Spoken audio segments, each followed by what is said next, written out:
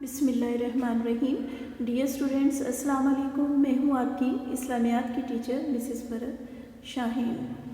बच्चों, आज का हमारा उन्वान है रोज़े का तारुफ और अहमियत। तो चलिए हम अपना सबक शुरू करते हैं। रोज़े का तारुफ और अहमियत। जैसे कि बच्चों आप सब जानते हैं कि रोज़ा इस्लाम का एक अहम रुकन है। रोज़े को अरबी ज़बान में सोम कहते हैं। रोज़े के मानी है रुक जाना, ठहर जाना या इतनाब करना। रोज़े को अल्लाह ताला की खुशनुदी के लिए रखा जाता है और इसमें इंसान की जो तमाम तर ख्वाहिशात होती हैं वो उससे इतनाब करता है। रोज़ा अल्लाह ताला ने पिछली उम्मतों पर भी फ़र्ज़ किया था और हम पे भी इसी तरह फ़र्ज़ किया है। रोज़ा नाम है गमगुसारी का और हमदर्दी का, क्योंकि इसमें इंसान जब रोज़ा रखता है तो उसके दिल में दूसरों के लिए मोहब्बत और गमसारी पैदा होती है। इसमें तंगदस्त लोगों की गुर्बत का, भूख और प्यास का हमें एहसास होता है और इसी तरह हमारे अंदर हमदर्दी का जज्बा परवान चढ़ता है। इंसान रोज़ा रख के इबादत में सारा दिन मशगूल रहता है तो उस पर अल्लाह ताला की रहमतें और नेमतें नाजिल होती हैं। रसूल पाक सल्लल्लाहु अलैहि वसल्लम का फरमान है कि जिसने खालिसन नीयत के साथ रोज़ा रखा तो अल्लाह ताला उसका अजर उसे खुद अता फरमाएंगे। और माह रमज़ान में दुआ का कबूल होना यकीनी बनाया गया कि जो इंसान पूरी अच्छी नीयत के साथ रोज़ा रखता है, पूरे रोज़ा रखने के जो फ़राइज़ हैं वो अदा करता है तो अल्लाह ताला उसकी दुआ को फ़ौरन कबूल करते हैं। जी बेटा, इसी तरह हम देखते हैं कि रोज़े की अहमियत और फ़र्ज़ियत क्या है कुरान और हदीस की रोशनी में। कुरान पाक की रोशनी में है कि मोमिनो तुम पर रोज़े फ़र्ज़ किए गए हैं कि जिस तरह तुमसे पिछले लोगों पर फ़र्ज़ किए गए थे ताकि तुम परहेज़गार बनो।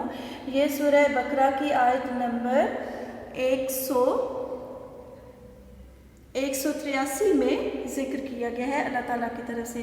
और इसी तरह रसूल पाक सल्लल्लाहु अलैहि वसल्लम ने इरशाद फरमाया कि माह रमज़ान सब्र का महीना है और सब्र का सवाब जन्नत है और इस महीना में मोमिन का रिज़्क बढ़ा दिया जाता है। जो आदमी इस माह मुबारक में रोज़ा रखता है और रोज़ेदार का रोज़ा अफ्तार करवाता है तो वो उसके गुनाहों की बख्शिश का सबब होगा। जी, इसी तरह रोज़े की कुछ माशरती फ़वाइद और अहमियत भी हैं। सबसे पहले हम रोज़े की जो माशरती अहमियत है वो देखते हैं। वो क्या है कि इसमें हमें भूख प्यास का एहसास पैदा होता है कि जब हम खुद भूखे और प्यासे होते हैं रोज़ा रख के सुबह सदक से शाम तक, तो हमें दूसरों की भूख और प्यास का एहसास पैदा होता है। हमारे अंदर जज्बा एहसास पैदा होता है जिससे हमें जो है दूसरों के लिए हमदर्दी और कुर्बानी का जज्बा हमारे अंदर पैदा होता है। इससे हमें कुव्वत बर्दाश्त पैदा होती है और वक्त की पाबंदी का एहसास हमें पैदा होता है, क्योंकि रोज़ा एक ख़ास वक्त से शुरू होकर ख़ास वक्त तक रहता है, तो जिसकी वजह से हमें पाबंदी वक्त का दर्स जो है हमें आता है। फिर उसके बाद रोज़ा हमें परहेज़गारी के हमें औसाफ पैदा करता है। यह हमें बहुत सारी बुराइयों से बचा के रखता है और माह रमज़ान में लोग कसरत से मसाजिद का रुख करते हैं और जब वो मसाजिद का रुख करते हैं तो उन्हें दूसरों के मसाइल और माशरती जो मसाइल होते हैं उनका पता चलता है और फिर वो कोशिश करते हैं उनके हल के लिए। जी बेटा, आप जानते हैं कि रोज़ा जो है खालिसन अल्लाह ताला के लिए रखा जाता है, लेकिन रोज़े का मकसद बच्चों सिर्फ ये नहीं है कि सुबह सादिक से लेकर गुरूब आफ्ताब तक जो है सिर्फ भूखे प्यासे रहना है, बल्कि रोज़े का मकसद ये है कि आपने मुकम्मल परहेज़गारी के साथ रोज़ा रखना है, जिसमें ना सिर्फ आपके जिस्म का रोज़ा हो, बल्कि आपकी रूह भी रोज़े में हो, आपका दिल रोज़े से हो, आपकी आँखें, आपके कान, आपका बदन, आपके हाथ, आपके पैर, अगरचे के यानी कोई भी ऐसा अमल ना किया जाए कि जिसकी वजह से हमारा रोज़ा ख़राब हो। तो लिहाजा रोज़ा उसी सूरत में मुकम्मल होता है कि जब हम पूरे तौर पर तकवा इख्तियार करते हैं और परहेज़गारी में रहते हैं। जी बच्चों, अब हम बढ़ते हैं इसके मश्की सवालात की जानिब। इसका सवाल नंबर 1 है, रोज़े का मफ़हूम तहरीर करें। रोज़ा इस्लाम का एक अहम रुकन है। रोज़े को अरबी में सोम कहते हैं, जिसके लफ्ज़ी मानी है रुक जाना, ठहर जाना, खामोश रहना वगैरह। इस्लाम में روزے سے مراد اللہ تعالیٰ کی خوشنودی اور رضا حاصل کرنے کے لیے صبح صادق سے لے کر غروب آفتاب تک کھانے پینے اور دیگر خواہشات سے رکے رہنا ہے۔ اس میں سوال نمبر 2 ہے، روزے کی فرضیت کے بارے میں اللہ تعالیٰ کا کیا حکم ہے؟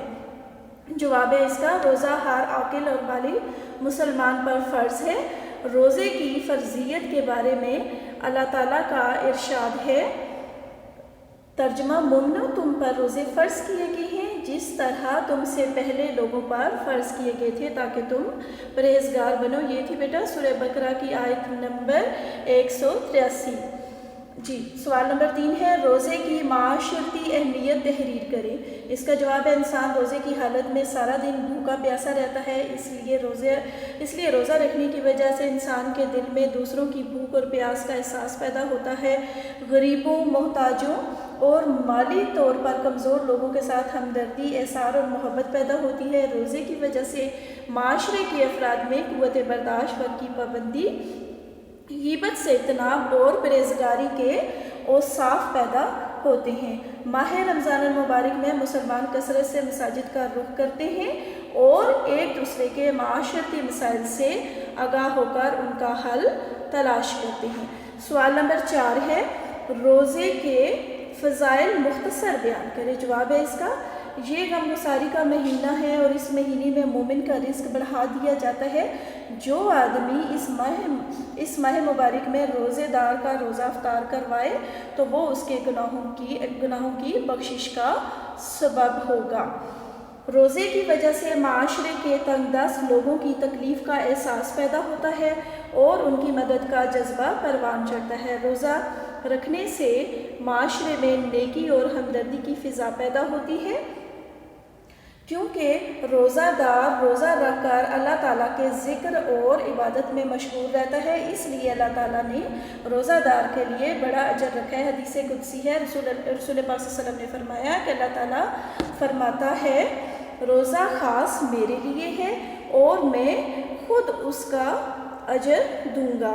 اس کا سوال نمبر 5 ہے بچوں کہ روزے کے فوائد تحریر کریں۔ روزے کے فوائد نمبر 1، روزہ دار چھوٹی بڑی برائیوں سے بچا رہتا ہے۔ نمبر 2، سارا دن بھوکا پیاسا رہنے سے روزہ دار کو غریب اور نادار لوگوں کی بھوک کا احساس ہوتا ہے۔ نمبر 3، ایک دوسرے سے ہمدردی کا جذبہ اجاگر ہوتا ہے۔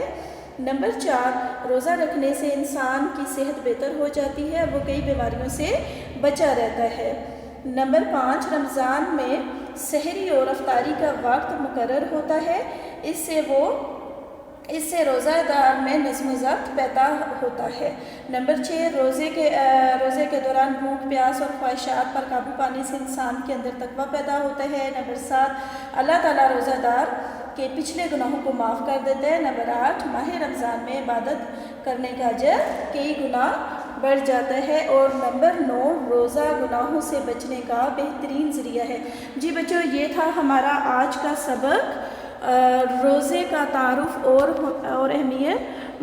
بیٹا یہ سبق اپنے اختتام کو پہنچا۔ اس کا جو حصہ معروضی ہے وہ آپ سب نے اپنی بکس پہ خود سالو کرنا ہے، چیپٹر ریڈ کر کے، ٹھیک ہے۔ اگر کسی کو کچھ سمجھ نہ آئے تو وہ مجھ سے پوچھ سکتے ہیں۔ اوکے بیٹا، اللہ حافظ۔